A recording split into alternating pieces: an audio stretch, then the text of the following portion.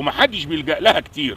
ففي حاجه اسمها الذكاء العسكري. الذكاء العسكري ازاي ان انا اخلي الدوله اللي انا عايزها تنتهي من على وش الدنيا تتصارع مع بعض، شعبها ياكل في بعضه باسم الثورات والتغيير والاصلاح والكلام اللي هو لا بيودي ولا بيجيب. وكلنا جربنا وشفنا وعرفنا ان العمليه مش سهله.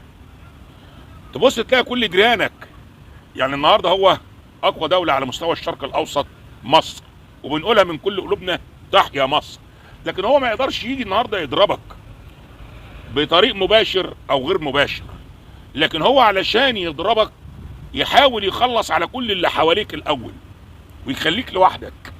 هنا بنقول ده الذكاء العسكري. والرؤيه بترجع لك انت بقى. ما احنا بنقول اللعيبه مش تبعنا، والارض ارضنا، والملعب ملعبنا، واللاعيبه مش تبعنا.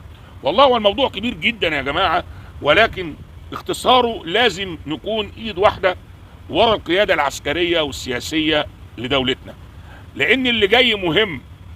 اللي جاي مهم، واحنا ما نعرفش لا نفول بالوحش ولا، لكن احنا متمسكين ببلدنا، واحنا نختلف عن بقيه الشعوب ان الحمد لله رب العالمين وقت الجد كلنا كشعب مصر هنبقى قبل الجيش دفاعا عن العرض وعن الارض وعن الشرف.